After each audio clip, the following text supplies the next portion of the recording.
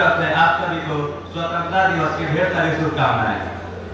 आज हमारे देश को आज़ाद हुए 79 साल हो गए हैं, लेकिन यह आज़ादी हमको विरासत में नहीं मिली। 79 हुए भाई, 88 है। आज हमारे देश को आज़ाद हुए 79 साल हो गए हैं, लेकिन यह आज़ादी हमको विरासत में नहीं मिली। इस आज़ादी के लिए अनगिनत वीर सपूतों ने अपने प्राण की आहुति दे दी। कश्मीर से लेकर कन्याकुमारी तक और असम से लेकर गुजरात तक देश के कोने कोनों से लोगों ने एकजुट होकर ब्रिटिश शासन का विरोध किया और आज़ादी पाई। हम जब भी किसी भी आज़ादी के नायक के बारे में बात करते हैं तो हमारे मन में बहुत सारे नाम आते हैं।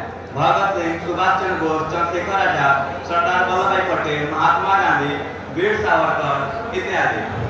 लेकिन आज़ादी के नायकों की सूची यही नहीं खत्म होती। आज़ादी के ऐसे भी बहुत सारे नायक हैं जिन्होंने अपने देश की आज़ादी के लिए प्राण न्यौछावर कर दिए, लेकिन वो दुर्भाग्यपूर्ण आज़ादी इतिहास के पन्नों में आज भी कहीं गुमनाम से हैं। आज मैं आप लोगों को आज़ादी के इन्हीं कुछ नायकों से परिचित कराने जा रहा हूँ।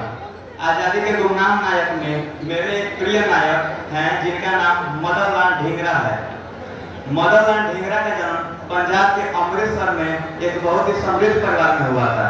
उनके पिता एक जाने माने चिकित्सक थे और अंग्रेजों के काफी करीबी थे। मदन लाल जी ने अपनी इंजीनियरिंग की पढ़ाई लंदन में की और वहाँ पे वो इंडियन हाउस में जुड़े। इंडियन हाउस में जुड़ने के बाद उनकी मुलाकात वहाँ पे वीर सावरकर और अन्य भारतीय क्रांतिकारियों से हुई, जिनके विचारों का बहुत ही गहरा प्रभाव मदन लाल पर पड़ा, जिसके चलते वो अंग्रेज सरकारों के खिलाफ हो गए।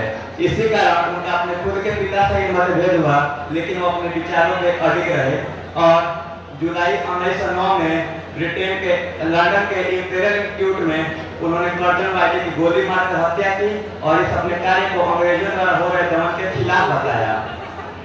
उसके बाद उनको गिरफ्तार करके मुकदमा चलाया गया और 17 अगस्त 1909 को उन्हें लंदन में ही फांसी दे दी गई। मैं जब उनके फांसी से पहले के वक्तव्य को पढ़ता हूँ तो मेरे रोंगटे खड़े हो जाते हैं।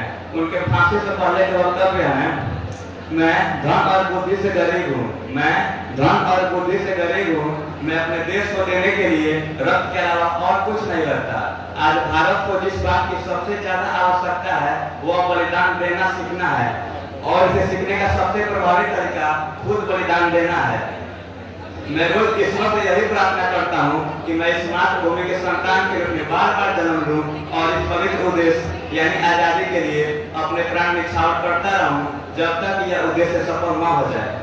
जरा सोचिए, जिस युवक की उम्र मात्र 25 वर्ष है वह अपने ईश्वर से अपनी जान बचाने की नहीं अपितु अपने देश के लिए बार बार कुर्बान होने की प्रार्थना करता है। जब मैं इनके वक्तव्य को पढ़ता हूँ तो मुझे कभी अमृत शर्मा की पंक्तियां याद आती है, न सत्ता सुख से होता है न सम्मानों से होता है, न सत्ता सुख से होता है न सम्मानों से होता है, जीवन का सार सफल केवल बलिदानों से होता है।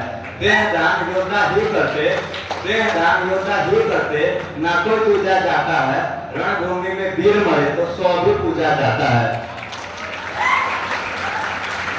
आजादी के एक और नायक सरदार उधम सिंह जी जो पंजाब से आते थे, उनके जीवन में जालियांवाला बाग हत्याकांड का बहुत ही गहरा प्रभाव पड़ा।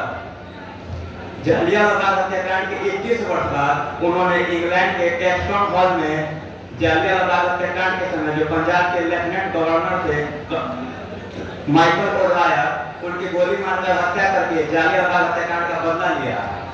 उसके बाद उन्हें गिरफ्तार करके फांसी पर चढ़ा दिया गया। ऐसे ही एक आसाम की 17 साल की कनकलता बरुआ जो भारत छोड़ो आंदोलन के दौरान एक जुलूस का नेतृत्व करते हुए दुश्मन की गोलियों के सामने पीछे हटने के बजाय अपने प्राण न्यौछावर कर दिए। जरा सोचिए, जिस उम्र में हमारी बहनें अपने भविष्य के सपने देखती है, उस उम्र में कनकलता बरुआ ने अपने देश के भविष्य के लिए अपना वर्तमान कुर्बान कर दिया। इन नामों की सूची यही नहीं खत्म होती। इनके अलावा और भी बहुत सारे नाम हैं जिनके हमको विचारों को समझने और पढ़ने की जरूरत है, जैसे बिपिन चंद्रपाल, सूर्य सेन, परमल चाकी, खुदीराम बोस, बटुकेश्वर दत्त, राम प्रसाद बिस्मिल, अशफाक उल्लाह खान, पीर अली खान इत्यादि। इन नामों की सूची इतनी ज्यादा है कि मैं अभी से नाम गिनवाना शुरू करूँ तो दिन खत्म हो जाएगा, लेकिन इन सपूतों के नाम नहीं। इन आजादी के नायकों को श्रद्धांजलि देते हुए माखनलाल चतुर्वेदी जी अपने पुस्तक की अभिलाषा में लिखते हैं, मुझे तोड़ लेना तुम बनमाली, मुझे तोड़ लेना तुम बनमाली, उस पथ पर देना थे मातृभूमि पर शीश चढ़ाने, जिस पर जाए वीर अमित। आज हमारा देश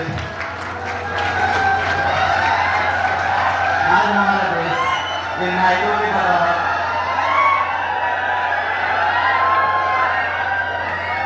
आज हमारा देश इन नायकों की बदौलत आजाद हो गया है और हम आजाद भारत में सांस ले रहे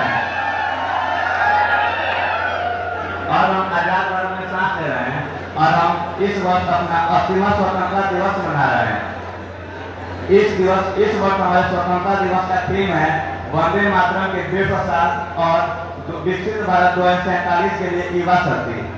2047 में जब हमारा देश का आज़ादी को 100 साल हो जाएंगे तब हमारा भारत कैसा होगा, यह केवल किसी सरकार के फैसले से नहीं बल्कि आज के युवा की अनुशासन, जिम्मेवारी, इनोवेशन और क्रिएटिविटी से फैसला होगा।